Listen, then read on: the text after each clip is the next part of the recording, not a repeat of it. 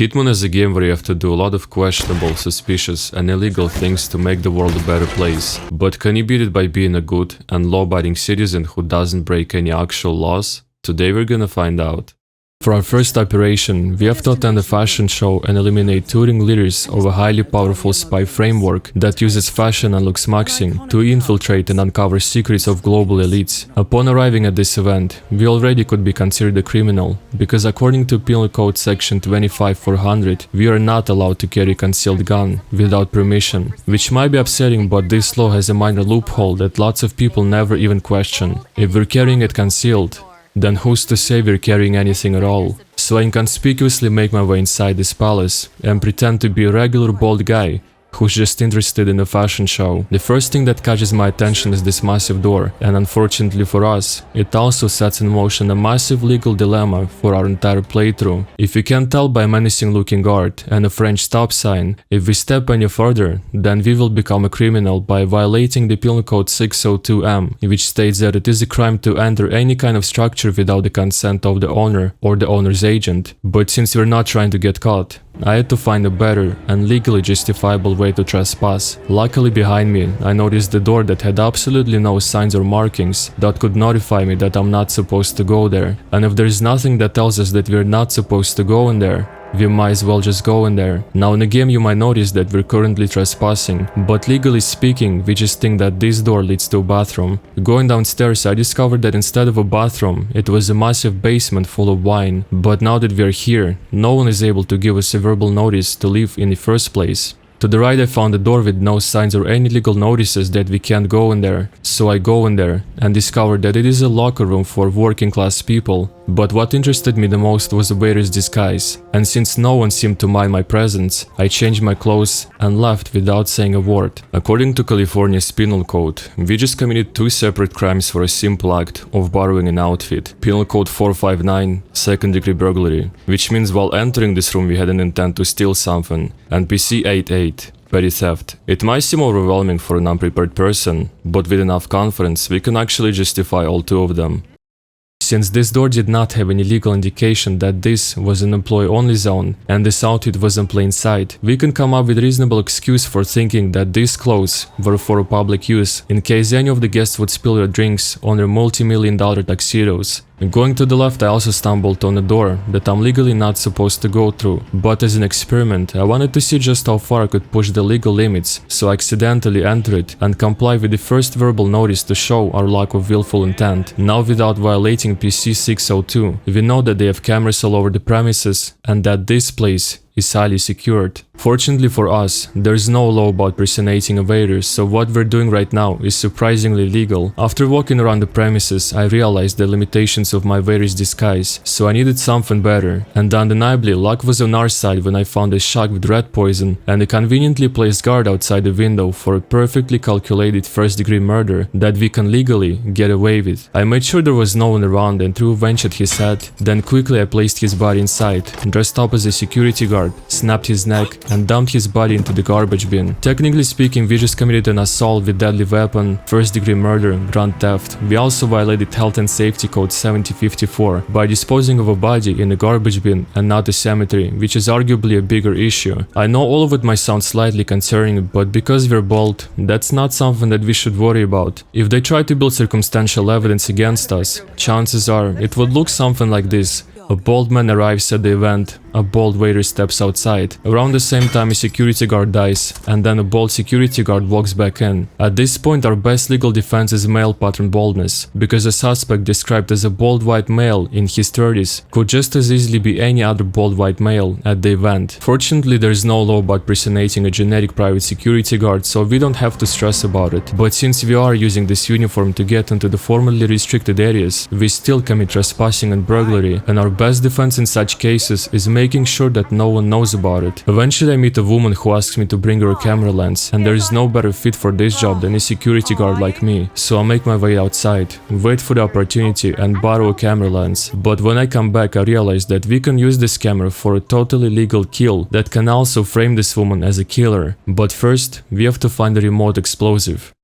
By trespassing on the second floor of the palace, I find a remote detonator and become a felon at the very moment I pick it up. According to PC 18720, every person who possesses any combination of materials with the intent to make any destructive device without a permit is guilty of a felony. Meanwhile, that might sound like a problem. We can apply the same loophole as with concealed carry. If no one knows about it, then who's gonna stop us? Unfortunately, the security guard uniform had its limitations as well, and we couldn't legally get into the third floor. So after running around, I noticed a lonely bodyguard walking around the dock, so I sneak behind him, knock him out with a bench, and almost get caught by another guard, but apparently he didn't see anything. I try on a new disguise and drop his body in a river. At this point we hit all the classics, PC 245, 189, 487 and 7054, but unlike with the previous guard, where we got away with it simply because we were bold, in this case by dropping the body into the river, we managed to get rid of corpus delicti, or the body of the crime, so legally speaking there is no proof that the crime had ever occurred in the first place. I still couldn't get to the third floor without looking suspicious, so instead I decided to climb up the pipe, use an unconventional way of navigating around the problem, and materialized on the balcony of the third floor without anyone asking me a question. With lots of people around and in a very private area, now it was more important than ever that we do not get caught. I found my first target, Dalia Margolis, but now I had to find a legally safe way to get rid of her. After exploring my options, I walked into an attic full of bodyguards, and by confidently trespassing my way inside, I also found an explosive device that we could finally plant on camera that we found earlier. I also found a password dongle to sabotage the auction and distract Dalia, but things were off to a bad start, since she was always surrounded by her bodyguards. Besides the obvious PC 602, 459, 487, we also violated 502 for grabbing the password dongle and accessing her computer without permission. Unfortunately, the only person who suffered from all of that is her assistant, who she fired after. Maybe we could have prevented that, but since it's not illegal to get someone fired, we can continue without feeling guilty. I was not really sure how to kill Dalia and get away with it, so I walked around for a while to come up with the most legal option I could think of.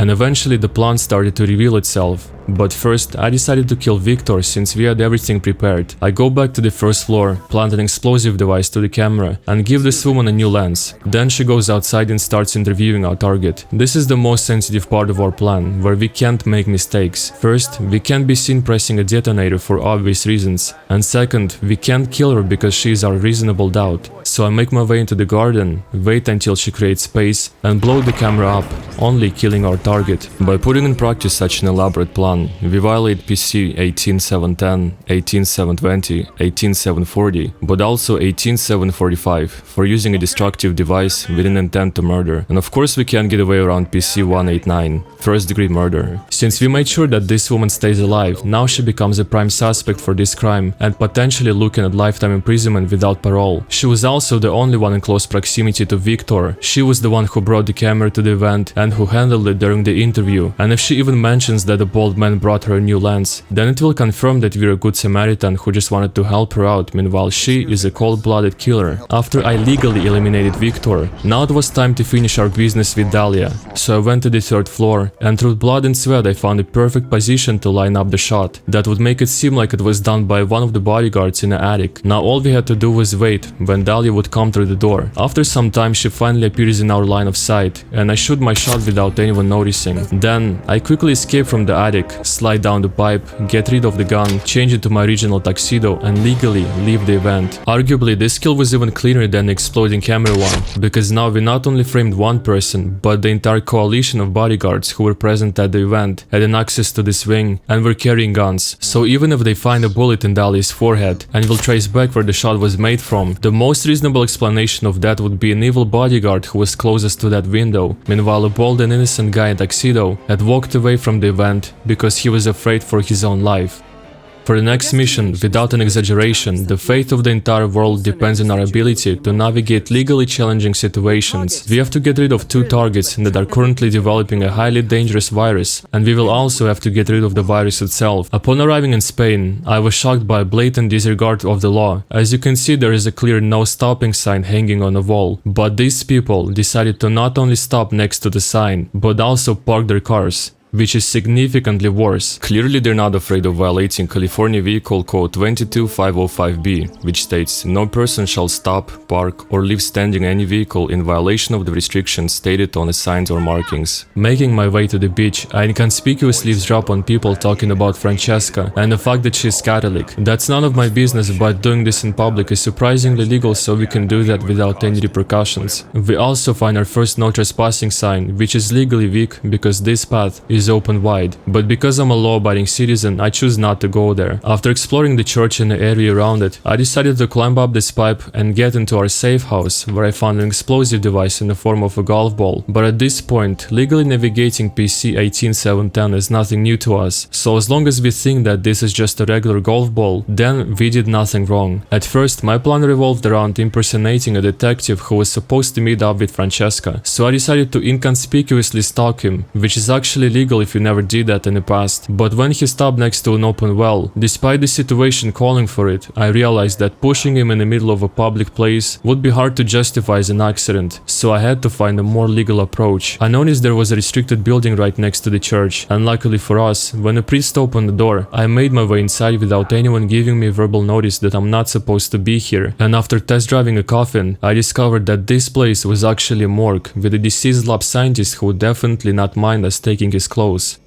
By doing this, we violate PC 602-459, but at this point these are nothing new. We also violate 642 for willfully appropriating valuables from a dead body, but since this guy can't press charges anymore, we walk away as a regular and law-abiding lab scientist, which is also surprisingly legal as long as we're not personating as a specific scientist. Now, after being touched by this man in inappropriate places, we legally make our way into a hostile area where criminals are developing their illegal virus. Since destroying a virus is the most legally justifiable thing we can do, that's what I decided to focus on in the first place. But first, my curiosity led me to a ruined tower, and since there were no trespassing warning signs, I knew that it was totally legal to climb it up. But unfortunately, these people were not enthused by my spirit of exploration, so they decided to threaten me and compromise my disguise. The outcome of my adventure had led me to hide in a wooden chest, but I didn't let it get to my head and made my way inside. Things were off to a great start when I found freshly washed clothes of a housekeeping service,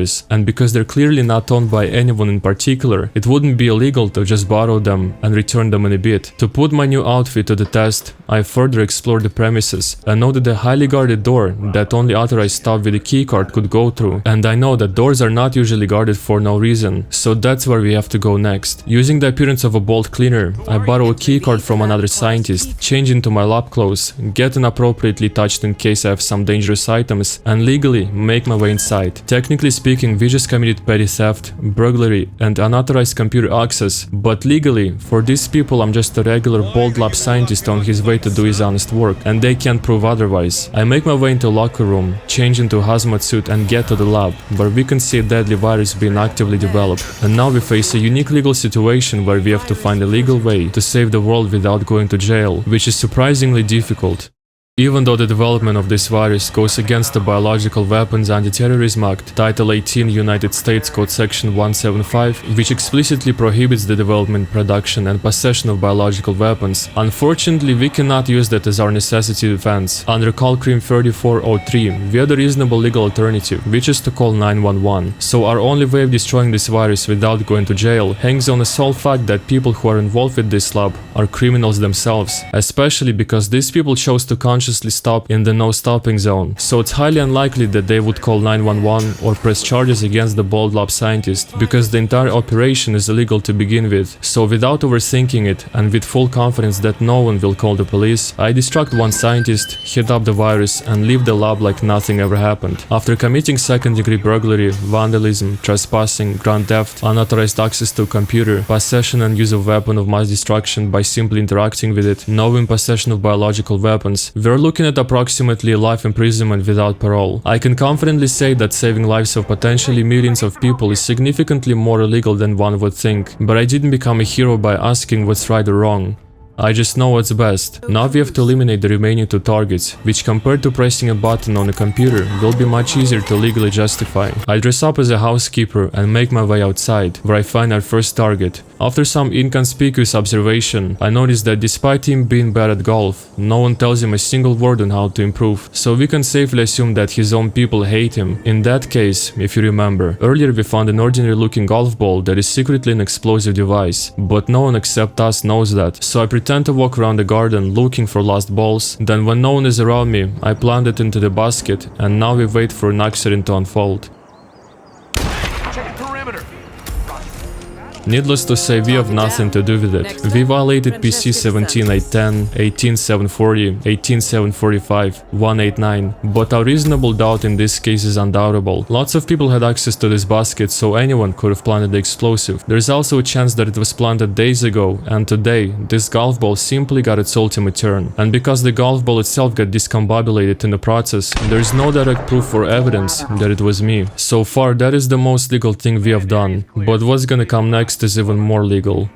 I make my way to the 3rd floor where we can find Francesca with her bodyguards, and the first thing that catches my eye is a horrifying OSHA violation of a standard 1910.303b6, which states no conductors or equipment shall be located in damp or wet locations. But since it is located next to a garden hose that can potentially start leaking, it is only a matter of time until that violation will turn into a freak accident. Personally, I'm not the type of person to stand still and do nothing when there's an obvious life-threatening situation right in front of me, so it was in my best interest to try and fix it with a screwdriver. And then, by pure misfortune, when I was about to do my duty as a housekeeper and clean the roof, a tragic scene unfolds in front of my eyes. As sad as it is, because Francesca neglected basic ordinary care, she not only died, but also violated California Civil Code 1714 in her last breath, which is worse. With that being said, knowing that I did nothing illegal, I confidently make my way out and drive away into the sunset.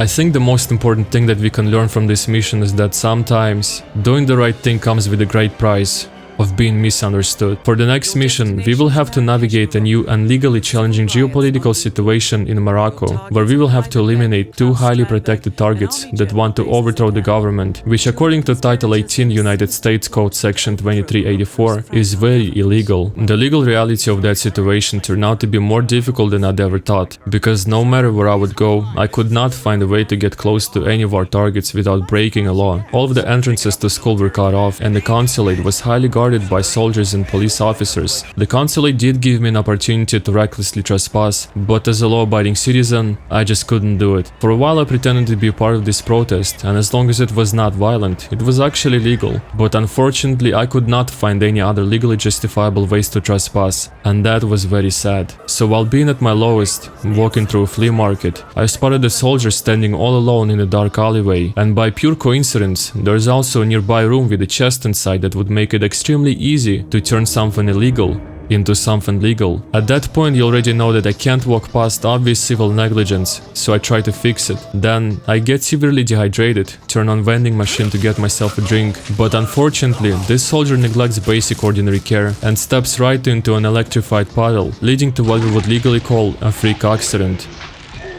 Unfortunately, some things are just out of my control, but at least I know that I tried my best to save him. After that, I drag his body away, change into military clothes, and unlike other disguises we have used in the past, now we finally violate PC 532B, which makes it a crime to impersonate the military personnel to gain a tangible benefit, but no one has to know about that. Soon I realized that this soldier outfit was not cool enough to get into the school, but it was good enough to legally get into a consulate. Things were off to a great start when I discovered that Strandberg had ordered a massage to relieve his back pain, and as someone who can't stand to see people suffer, I figured I could provide this service to him myself. Fortunately for us, I met the original masseur on the 1st floor, but unfortunately this police officer just didn't want to leave the room, so I needed a plan. I thoroughly explored the 1st floor, but I did not find anything useful, so then I trespassed to the 2nd floor while no one was looking, and disguised myself as a cleaning service that opened up a whole new world of possibilities. Now, I was legally allowed to navigate the entire consulate without without any worries. I violate PC 148.4 by activating a fire alarm on the ground floor that sends everyone into panic. Then I waited for a police officer to step out the office to perform a masterfully executed violation of Penal Code 242. After that, I became the only rightful masseur in the building and let him sleep on a wardrobe.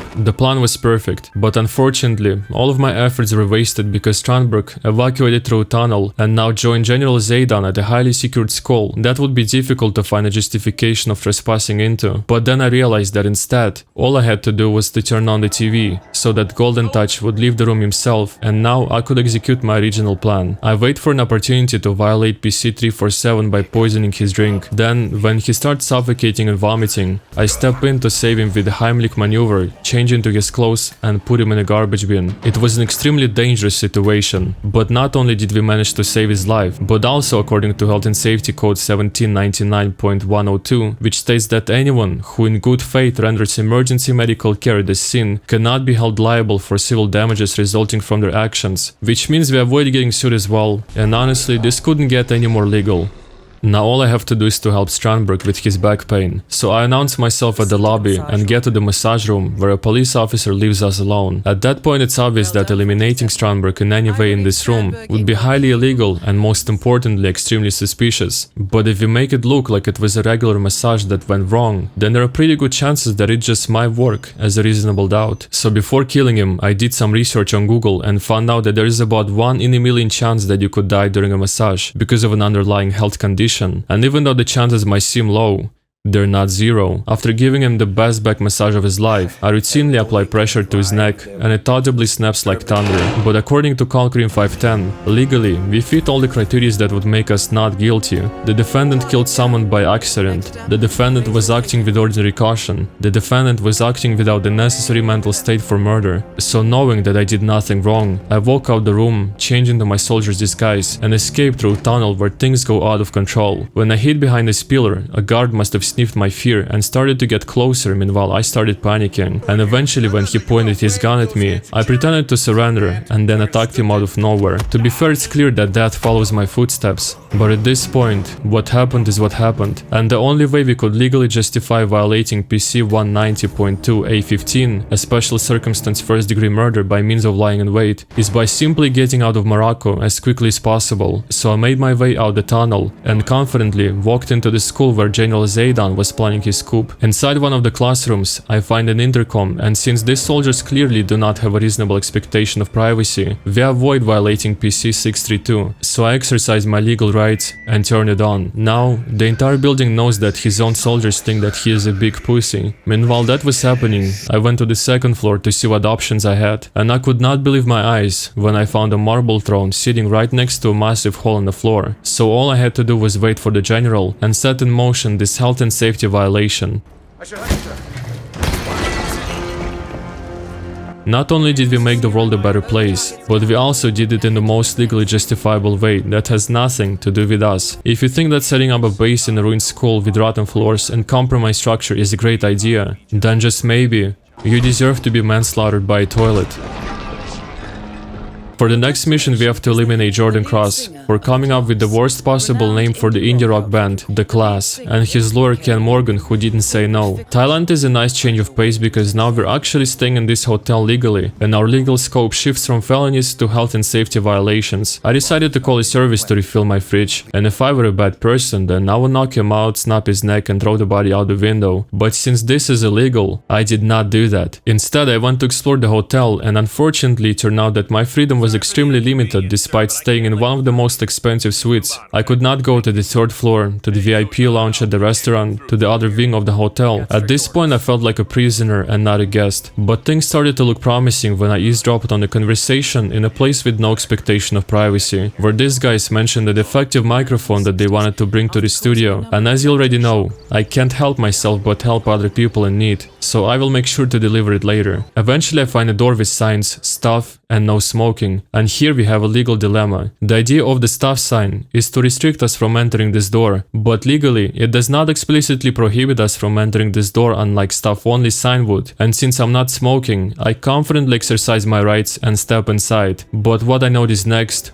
shocked me. I didn't even catch that in real time, but if we enhance the image and closely analyze the movements, we can clearly see that one of the staff workers is lighting up a cigarette while the other one is preparing to act like a passive smoker, which means both of these people are smoking, neglecting the legal authority of a sign and recklessly violating California Labor Code 6404.5, which prohibits smoking in enclosed workplaces. Sad to know that I'm in a hotel maintained by people who don't care about the law. Regardless, I make my way into the basement, and since no one gave me verbal notice that I'm not supposed to be here, I legally continue my exploration thinking that this is just a part of a hotel lobby. Then I get to the laundry room where I find a kitchen staff disguise. If you don't know your rights, it's easy to think that if we take it, it will be petty theft. But let's look at the facts first. These clothes don't belong to anyone at this moment, and technically we're still in a hotel lobby, so taking them is not only legal but recommended. But when I got to the locker room, I found something even better and changed into a waiter's uniform. Now, I was in my legal element. Further exploring the hotel without any limits, I found yet another violation. Walking around the second wing, I overheard a conversation where someone asks if that's okay to keep pesticides so close to the ventilation fan. Needless to say, this entire setup violates Title 3 of California Code of Regulations Section 6600 that states pest control must be performed in a careful and effective manner. And as if it were not enough, by allowing a waiter like me to get inside, it also violates 3 CCR Section 6614, which states that no pesticide application shall be continued if there is a reasonable possibility of contamination of the bodies or clothing of persons not involved in the application process. It's honestly shocking that this entire hotel is a motherlode of safety regulation violations. Outside I noticed a man getting verbally frustrated with his tuk-tuk not working, so naturally I take on this good deed by myself and repair it. Unfortunately some oil spills from this bottle, but at this point, what you can expect from a hotel like this? Turns out he wanted to sell it to Ken Morgan, so when he came to check it out, he activated a cascade of safety violations that led to a tragic accident caused by the reckless negligence of the hotel staff. Now all I have to do is to find and bring a microphone that the studio crew is looking for. According to the intel that I legally got while eavesdropping on these people, the microphone should be in room 207. Upon entering it, I borrow recording crew clothes with an intent to bring them back later. At most it's a petty theft, but at the least it's nothing even happened, and I find a guy sleeping on the floor. That is a very concerning situation, but what happened here is out of my jurisdiction, so I grab the mic and leave the room. Hoping that I'm not late, I run to the studio where recording takes place. I replace a microphone in the booth with a new one, increase voltage for such a powerful microphone, and help a producer by being a better producer. Now, we just have to wait for Jordan to come back and let him rock. But unfortunately, another person dies when I try to help and do my best. I'm not really sure what to think about all of that, but maybe I can't help everyone, especially if these people won't help themselves. The next mission takes place in a remote and once legal Colorado farm that now got turned into paramilitary terrorist headquarters, where 4 extremely dangerous criminals are planning their next move, and I'm here to stop them. Unlike other missions, here we have a legal situation that is unlike anything we had to deal with in the past. The entire compound and everyone who is involved with it is a single terroristic criminal unit that violates an entire compendium of laws: criminal conspiracy, anti-terrorism act, illegal paramilitary training, first-degree kidnapping, possession of destructive devices, unauthorized access to computers, criminal profiteering, Title 18 United. The list of violations can go on, but what's more important is that literally everyone on this farm would go to jail, no matter if their job is a terrorist or a cook, and that means there's approximately 100% chance that no one will even think about calling 911 or pressing charges. So with that in mind, I exercise my legal rights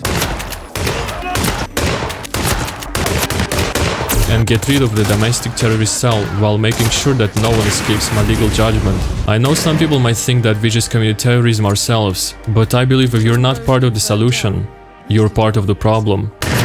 For the final mission, we travel to a Japanese hospital where we have to eliminate 2 highly secured targets. But there's one significant twist to it. This establishment is controlled by an omnipotent AI that controls and oversees our every step. So now we have to be extremely careful and legal like we've never been before. We begin our mission by waking up from a comfy, wampy nap time and full of energy to follow the law. Before leaving to the lobby, this AI with a Japanese accent warns us that the access to the areas is based solely on the type of clothes we're currently wearing. But as you already know, as long as we're not impersonating someone in particular, finding and wearing some other clothes is surprisingly a legal thing to do. With that being said, I make my way to the lobby to see what we're dealing with, and the first thing that catches my ear is this bandage guy who speaks way too loud for a Japanese hospital. But luck was definitely on our side, since this guy did a full facial reconstruction to look like a fashion model Helmut Kruger, and by pure coincidence, we also look like Helmut Kruger. And so I follow him into the toilet where some other guy just doesn't want to leave. To get around this complication, I accidentally clog a toilet, violate PC 2040 and 2042 without any witnesses, and also knock this guy out. I borrow his clothes and hide him in a conveniently placed wardrobe. You might argue that by dressing up exactly as this guy, we just violated PC 529, according to which it is punishable to falsely impersonate someone in particular. But importantly, for this to count as a crime, we also have to perform an additional act that benefits us or causes the other person legal or financial harm. And since we're just walking through a hallway and not doing anything else, this is completely legal. When I get to the surgeon's office and he takes off the bandage, he assumes that I am the guy who wanted to look like the other guy. But simply looking like some other guy is not a crime by itself. Now with everyone assuming that I'm Helmut Kruger, I freely explore the premises of the hospital and find sauna that one of our targets wants to use but can't, because of the two naked men sitting inside. Meanwhile, that's not illegal. As a feminist, I simply cannot ignore situations that make women uncomfortable. That's why I go into the maintenance room, increase the temperature, watch how these men leave, and wait for Yuki to come back. Now that she's here, I block the door with a wooden wedge and Yuki passes out. For an unprepared person, it might seem like we just violated PC 189, but as a legally well-versed expert, according to California Building Code Chapter 11b, exit doors should swing outside, not be obstructed, and with no exterior hardware such as wedges. With all of these safety violations obvious to a reasonable person, it is clear that the hospital violated PC 192b by showing criminal negligence despite the potential risks that resulted in an unlawful killing of a human being. This is not a hospital where people get better.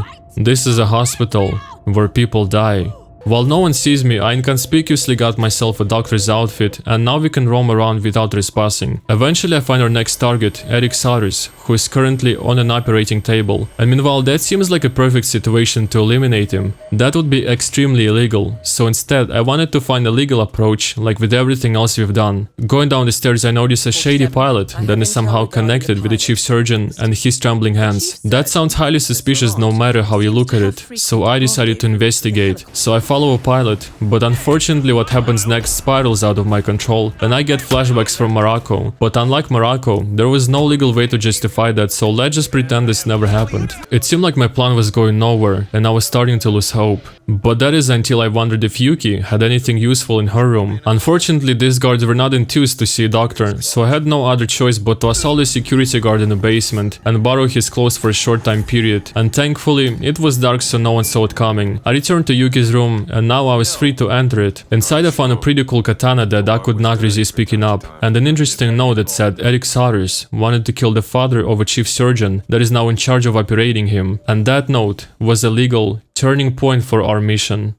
Before leaving Yuki's room, unfortunately I had to abandon my new and cool katana. Legally speaking, it is not illegal to own a replica, but it might catch some weird eye glances in my doctor's disguise. So I make my way back into the dark room where absolutely nothing happened, transform into a doctor, and now I need to find a place where I could use Eric Sarus' kill list to psychologically devastate the chief surgeon. I assumed it would be somewhere close to the operating table, and after some snooping around, I finally found a computer where I could upload this list. Everything was going just as planned. Then I followed the helicopter pilot, knocked him out, knocked out the witness, became a pilot and let the other pilot fly. Now all I had to do was wait for the chief surgeon, let him into our hideout, and be a witness to him recklessly violating Business and Professions Code Section 2239 by consuming an unreasonable amount of drugs before an operation. Meanwhile, that could be dangerous and legally I should report it. I'm not someone who's about to deprive a man of his constitutional right to be operated on. I follow him into the surgery and watch with my own eyes how a man who I thought is the best surgeon in Japan violently kills his own patient. Needless to say, I was shocked to know that someone is capable of committing such a cold-blooded and, most importantly, illegal murder. But it also made me think, if a good person can become bad after taking a couple of illegal pills in a secret hideout, then maybe a bad person can become good if they do the right thing.